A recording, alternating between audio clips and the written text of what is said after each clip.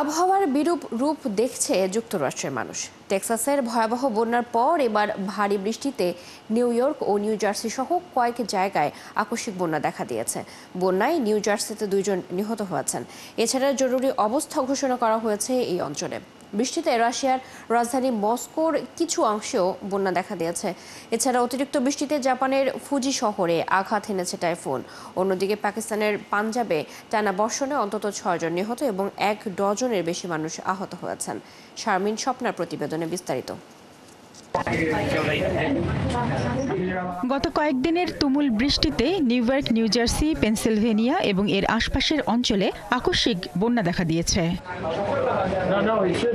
বৃষ্টিতে সৃষ্ট আকস্মিক বন্যার কারণে শহর দুটির বিভিন্ন জায়গায় যানবাহন আটকে যায়, বন্ধ হয়ে যায় সাবওয়ের লাইন।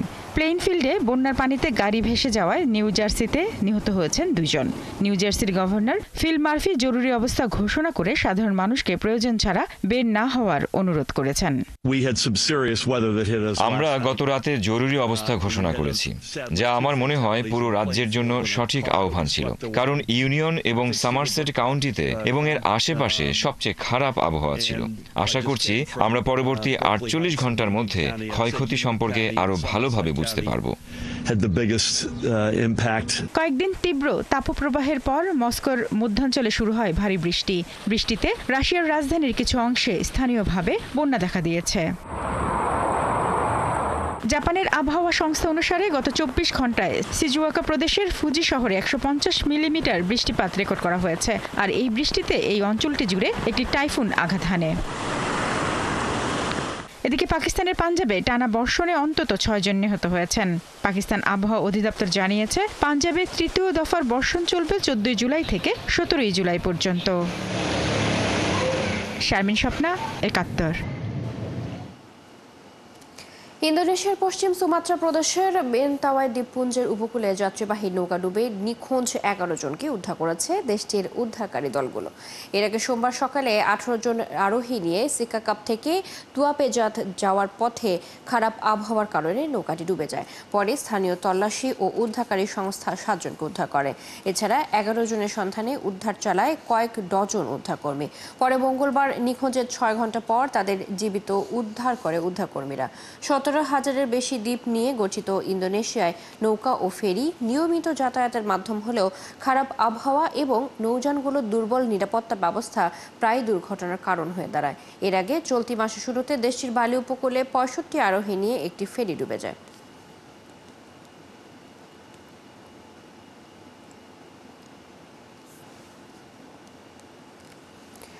পঞ্চাশ দিনের মধ্যে যুদ্ধ বন্ধ না করলে রাশিয়ার উপর শতভাগ শুল্ক আরোপের হুমকি দিয়েছেন যুক্তরাষ্ট্রের প্রেসিডেন্ট ডোনাল্ড ট্রাম্প। এছাড়া ইউক্রেনে আরও অস্ত্র সরবরাহের ঘোষণাও দিয়েছেন তিনি। ন্যাটোর মাধ্যমে কিয়েভে নতুন করে সরবরাহ করা হবে এসব অস্ত্র। হোয়াইট হাউসে ন্যাটোর মহাসচিব মার্ক রুটের সাথে এক বৈঠকের পর এসব কথা বলেন ট্রাম্প। বিস্তারিত মনিরুজ্জামান বাবুর প্রতিবেদনে। ক্ষমতায় এসেই ট্রাম্প ঘোষণা দিয়েছিলেন 24 ঘন্টার মধ্যে ইউক্রেন যুদ্ধ শেষ করবেন। শুরুতে তিনি পুতিনের সঙ্গে সমঝোতার চেষ্টা করেন, কিন্তু গত কয়েক সপ্তাহে রুশ বাহিনীর হামলা বেড়েছে। তাতেই বেজায় চটেছেন ট্রাম্প। এবার তাই তিনি হুমকি দিয়েছেন 50 দিনের মধ্যে যুদ্ধ না থামালে খুব শিগগিরই রাশিয়ার উপর অত্যন্ত কঠোর শুল্ক আরোপ করা হবে। ইউক্রেন যুদ্ধ নিয়ে আমি রাশিয়ার উপর একেবারেই খুশি নই। 50 দিনের মধ্যে চুক্তি করতে না পারলে আমরা খুবই গুরুতর শুল্ক আরোপ করব। এই শুল্ক হবে প্রায় 100% এবং এগুলো হবে সেকেন্ডারি ট্যারিফ। রাশিয়ার বাকি বাণিজ্য অংশীদারদের উপর জারি করা হবে, যাতে তাদের বিশ্ব অর্থনীতিতে টিকে থাকা আরো কঠিন হয়ে পড়ে। নেটোর সাথে বৈঠকে একটি চুক্তি ঘোষণা করেছেন ট্রাম্প। এতে বলা হয়েছে, নেটোর সামরিক জোট যুক্তরাষ্ট্র থেকে প্যাট্রিয়ট আকাশ প্রতিরক্ষা ব্যবস্থা সহ বিপুল পরিমাণ অস্ত্র কিনবে এবং তা ইউক্রেনের যুদ্ধক্ষেত্রে দ্রুত সরবরাহ করা হবে। আর নেটো প্রধান ট্রাম্পের ঘোষণাকে স্বাগত জানিয়ে বলেন, ইউক্রেন বিপুল পরিমাণে সামরিক সরঞ্জাম পাবে। But it will mean that Ukraine can get its hands on Germany, Canada, Denmark, Finland, Netherlands, Norway, Sweden এবং ব্রিটেনও ইউক্রেনকে সহায়তা দিয়ে যাচ্ছে। যদি আমি আজ ভ্লাদিমির পুতিন হতাম, আমি ইউক্রেন নিয়ে আলোচনাকে আরও গুরুত্ব দিয়ে বিবেচনা করতাম। Vladimir Putin today, and hear you speaking about এদিকে ইউক্রেনকে সমর্থন দেয় মার্কিন প্রেসিডেন্ট ডোনাল্ড ট্রাম্পের প্রতি কৃতজ্ঞতা প্রকাশ করেছেন ইউক্রেনের প্রেসিডেন্ট ভলোদিমির জেলেনস্কি।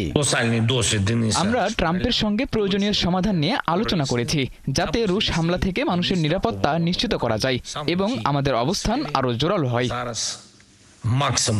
ট্রাম্পের এই ঘোষণার দিনই কিয়েভে বৈঠক করেছেন প্রেসিডেন্ট জেলেনস্কি ও মার্কিন দূত কিথ কেলক। মনিরুজ্জামান বাবু, ৭১। এদিকে ট্রাম্পের মস্কোর বিরুদ্ধে শতভাগ শুল্ক আরোপের হুমকি এবং কিয়েভের জন্য নতুন দফা অস্ত্র সহায়তার ঘোষণায় উদ্বিগ্ন নন রুশ প্রেসিডেন্ট। ট্রাম্প আশা করেছিলেন তার হুমকিতে নমনীয় হবেন পুতিন, কিন্তু রুশ প্রেসিডেন্ট ট্রাম্পের প্রতি ইদানিং খুব একটা সৌহার্দ্যপূর্ণ মনোভাবও পোষণ করছেন না। মস্কো জানায় যুদ্ধের অবসান চাইলেও তা হতে হবে নিজেদের শর্ত মোতাবেক। এদিকে এই হুমকির মধ্যেও রুশ শেয়ার বাজারে শেয়ারের দাম বরং 2.7% বেড়েছে। শারমিন স্বপ্নার প্রতিবেদন। দ্বিতীয় মেয়াদে ক্ষমতায় আসার পর থেকে ইউক্রেন রাশিয়ার যুদ্ধবিরতি কার্যকর করতে আদা জল খেয়ে মাঠে নেমেছে হোয়াইট হাউস। তাদের সে প্রচেষ্টায় ক্রেমলিন দৃশ্যমান কোনো আপত্তি না জানালেও সময়ক্ষেপণের পথ ধরেছে। আর তাতেই রুশ প্রেসিডেন্ট পুতিনের উপর হতাশ ও বিরক্ত ট্রাম্প। পুতিনের উপর বিরক্তি চেপে রাখার কোনো চেষ্টাও করেননি তিনি। তারই রেশে মস্কোর বিরুদ্ধে শতভাগ শুল্ক আরোপের হুমকি এবং কিয়েভের জন্য নতুন দফা অস্ত্র সহায়তার ঘোষণা দিয়েছে ওয়াশিংটন। ট্রাম্প আশা করেছিলেন এসব কারণে রাশিয়ার যুদ্ধ তহবিলের দৈন্যদশার সৃষ্টি হলে হয়তো বাগে আসবে মস্কো, নমনীয় হবেন পুতিন। কিন্তু এই হুমকিতে উদ্বিগ্ন নন রুশ প্রেসিডেন্ট। রুশ প্রেসিডেন্টও ট্রাম্পের প্রতি ইদানিং খুব একটা সৌহার্দ্যপূর্ণ মনোভাব পোষণ করছেন না। মস্কো জানায় যুদ্ধের অবসান চাইলেও তা হতে হবে নিজেদের শর্ত মোতাবেক। এছাড়া ট্রাম্পের হুমকির প্রতিক্রিয়ায় রুশ শেয়ার বাজারেও দেখা গেল উল্টো চিত্র। সেখানে শেয়ারের দাম না কমে বরং 2.7% বেড়েছে। বিশ্লেষকদের মতে দীর্ঘদিন ধরেই পশ্চিমা চাপ সামলানোর কারণে যে কোনো পরিস্থিতিতে মানিয়ে নেওয়ার সক্ষমতা অর্জন করেছে ক্রেমলিন। বাড়তি শুল্কের বোঝা এবং প্রতিদ্বন্দ্বী রাষ্ট্রের কাছে নতুন অস্ত্রের সরবরাহ মস্কোর জন্য সুখকর কিছু না হলেও বিচলিত নন পুতিন। শারমিন স্বপ্না, ৭১। পদত্যাগপত্র জমা দিয়েছেন ইউক্রেনের প্রধানমন্ত্রী ডেনিস শামিহাল। যুদ্ধবিধ্বস্ত দেশটির সরকারে বড় ধরনের রদবদলের অংশ হিসেবে মঙ্গলবার তিনি এই পদত্যাগপত্র জমা দেন। নিজের পদত্যাগপত্রের ছবি প্রকাশ করে টেলিগ্রাম চ্যানেলে শামিহাল বলেন তিনি ইউক্রেনের সংসদে আনুষ্ঠানিকভাবে পদত্যাগপত্র জমা দিয়েছেন। তার প্রতি আস্থা রাখায় দেশটির প্রেসিডেন্ট ভলোদিমির জেলেনস্কিকে কৃতজ্ঞতা জানান তিনি। এর আগে সোমবার ইউক্রেনের প্রেসিডেন্ট ভলোদিমির জেলেনস্কি প্রথম উপপ্রধানমন্ত্রী ইউলিয়া সিভিরিদেঙ্কোকে প্রধানমন্ত্রী পদে মনোনয়ন দেন। শামিহাল 2020 সাল থেকে ইউক্রেনের প্রধানমন্ত্রীর দায়িত্ব পালন করে আসছিলেন। দেশটির স্থানীয় সংবাদ মাধ্যমের খবরে বলা হয় শামিহালকে ইউক্রেনের নতুন প্রতিরক্ষা মন্ত্রী হিসেবে নিযুক্ত করা হতে পারে।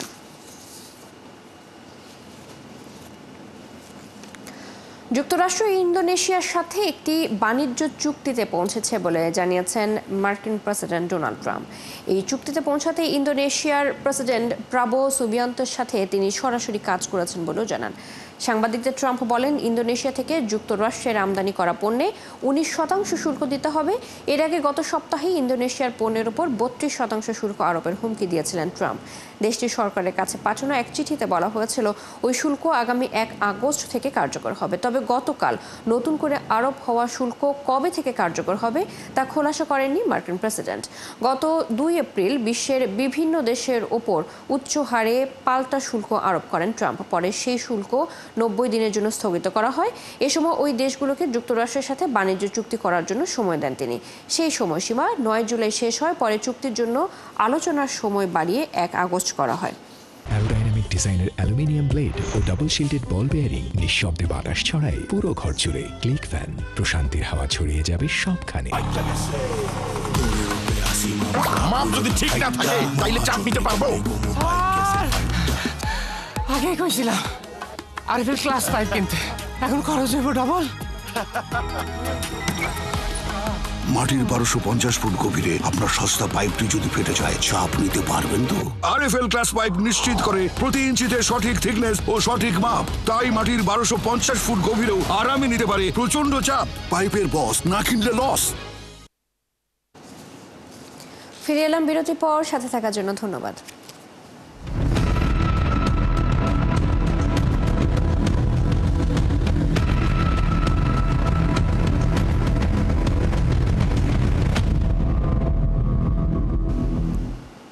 ফিলিস্তিনের গাজা উপত্যকায় ইসরায়েলি হামলায় আরও অন্তত 61 জন নিহত হয়েছেন। নিহতদের মধ্যে অন্তত 2 জন ত্রাণ প্রার্থীও রয়েছেন।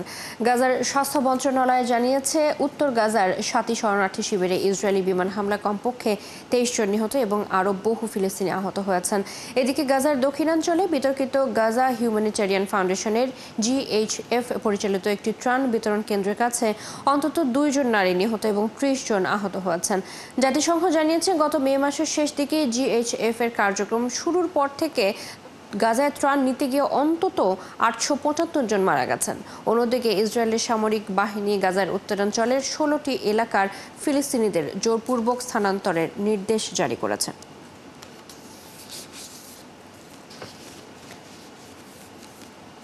ফিলিস্তিনে ইসরায়েলের দখলদারিত্ব অবসানের লক্ষ্যে দ্য হেগ গ্রুপ আয়োজিত 30 দেশের সম্মেলনকে গত 20 মাসের চেয়ে সবচেয়ে গুরুত্বপূর্ণ রাজনৈতিক অগ্রগতি হিসেবে অভিহিত করেছেন যুক্তরাষ্ট্রের নিষেধাজ্ঞার শিকার হওয়া জাতিসংঘের বিশেষ প্রতিনিধি ফ্রান্সেসকা আলবানিজ। মঙ্গলবার কলম্বিয়ার বোগোটায় শুরু হওয়া 2 দিনের সম্মেলনে আলবানিজ বলেন, ইসরায়েল ও ফিলিস্তিনি জনগণের জন্য এটি একটি অস্তিত্বের সংকটময় মুহূর্তে এই সম্মেলন হচ্ছে। ফিলিস্তিনি অঞ্চল বিষয়ক জাতিসংঘের বিশেষ প্রতিবেদক আলবানিজ যুক্তরাষ্ট্রের নিষেধাজ্ঞা তাকে ভয় পাইয়ে দিতে পারবে না বলে জানান। আলবানিজ জানান, আন্তর্জাতিক আইনকে দীর্ঘদিন বেছে বেছে প্রয়োগ করা হয়েছে, দুর্বলদের জন্য বাধ্যতামূলক, শক্তিশালীদের জন্য উপেক্ষিত। এই দ্বিমুখী নীতি আইনি ব্যবস্থার ভিত্তি ক্ষয় করেছে। এই যুগের অবসান হতে হবে। এই সম্মেলনের মূল লক্ষ্য হলো জাতিসংঘের সাধারণ পরিষদের একটি প্রস্তাব বাস্তবায়নের জন্য অংশগ্রহণকারী দেশগুলো কী পদক্ষেপ নিতে পারে তা নির্ধারণ করা। দক্ষিণ আফ্রিকা ও কলম্বিয়া শুরুতে দ্য হেগ গ্রুপ গঠন করলেও এখন আলজেরিয়া, ব্রাজিল, স্পেন, ইন্দোনেশিয়া ও কাতার সহ আরও অনেক দেশ এটি যুক্ত হয়েছে।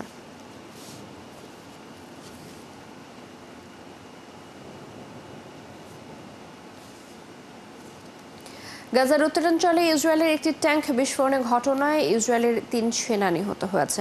বিস্ফোরণে ট্যাঙ্কের ভেতরে থাকা এক কর্মকর্তা আহত হন। তার অবস্থা গুরুতর বলে জানিয়েছে ইসরায়েলি প্রতিরক্ষা বাহিনী IDF। এদিকে ট্যাঙ্কে কিভাবে এমন প্রাণঘাতী বিস্ফোরণের ঘটনা ঘটলো সেটি নিরূপণের চেষ্টা করছে IDF। তার ধারণা, সেনাদের ভুলের কারণে এই বিস্ফোরণের ঘটনা ঘটতে পারে। এর আগে IDF প্রাথমিক তদন্তে হামাস যোদ্ধারা ট্যাঙ্কে গ্রেনেড ছুড়েছিল বলে জানিয়েছিল, তবে পরবর্তীতে তারা জানায় ট্যাঙ্কের উপরিভাগে থাকা ত্রুটিপূর্ণ শেলের কারণে এই বিস্ফোরণের ঘটনা ঘটে থাকতে পারে।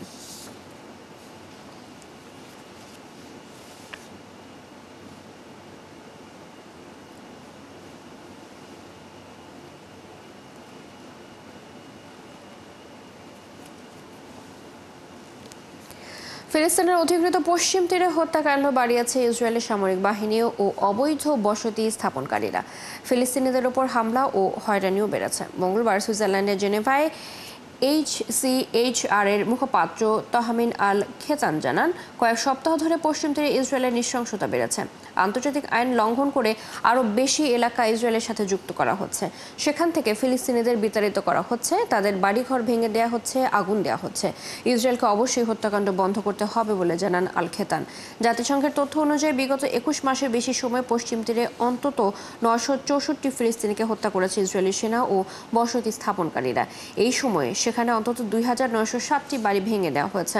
এছাড়া গত জানুয়ারি থেকে পশ্চিম তীরে আয়রন ওয়াল নামে অভিযান চালাচ্ছে ইসরায়েল। এ সময় 30,000 ফিলিস্তিনি বাস্তুচ্যুত হয়েছেন।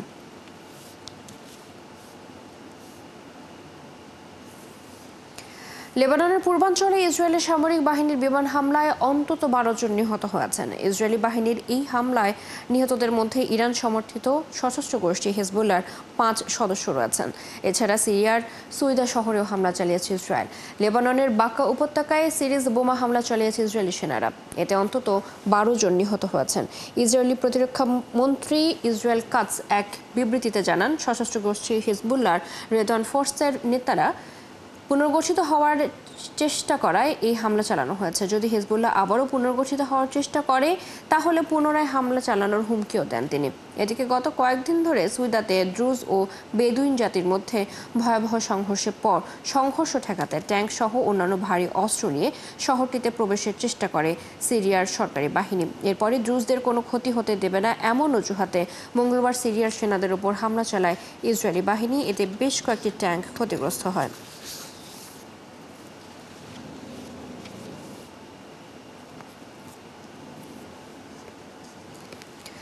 যুক্তরাষ্ট্র যদি পারমাণবিক সমৃদ্ধকরণ কার্যক্রম বন্ধের শর্ত দেয় তাহলে তেহরান তাদের সাথে নতুন করে আর কোনো পারমাণবিক আলোচনায় বসবে না বলে জানিয়ে দিয়েছে ইরান। ইরানের সর্বোচ্চ নেতা আয়াতুল্লাহ আলী খামেনির উপদেষ্টা আলী বেলায়েতি রাষ্ট্রায়ত্ত সংবাদ মাধ্যম ইরনাকে বলেন, সমৃদ্ধকরণ কার্যক্রম বন্ধের শর্তে কোনো আলোচনা নয়।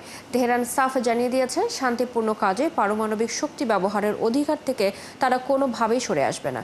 এদিকে ইরান ও যুক্তরাষ্ট্র পরমাণু কর্মসূচি নিয়ে কয়েক দফা আলোচনা করলেও চুক্তিতে পৌঁছানো যায়নি। গত 13 জুন ইসরায়েল আকস্মিক হামলা শুরু করলে আলোচনার গতি থেমে যায় এবং 12 দিনের একটি তুমুল যুদ্ধ শুরু হয়। ওই সময় যুক্তরাষ্ট্র ইরানের পারমাণবিক স্থাপনায় হামলা চালায়। নতুন গ্রাহকের সন্ধানে ভারতে নিজেদের প্রথম শোরুম উদ্বোধন করেছে মার্কিন বৈদ্যুতিক গাড়ি নির্মাতা প্রতিষ্ঠান টেসলা। মঙ্গলবার মহারাষ্ট্রের মুম্বাইয়ে টেসলা শোরুম উদ্বোধন করেন রাজ্যের মুখ্যমন্ত্রী দেবেন্দ্র ফডনবিস।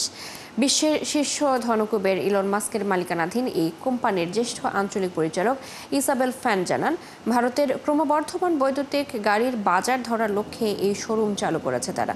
বর্তমানে ভারতের বাজারে টেসলার মডেল ওয়াই গাড়ি আনা হয়েছে। চলতি প্রান্তিকে এই গাড়ির সস্তা মূল্যের সংরক্ষণের সরবরাহ শুরু করার পরিকল্পনা রয়েছে তাদের। মুম্বাই ও রাজধানী দিল্লিতে শিগগিরই চার্জিং স্টেশন স্থাপন করা হবে বলেও জানান তিনি।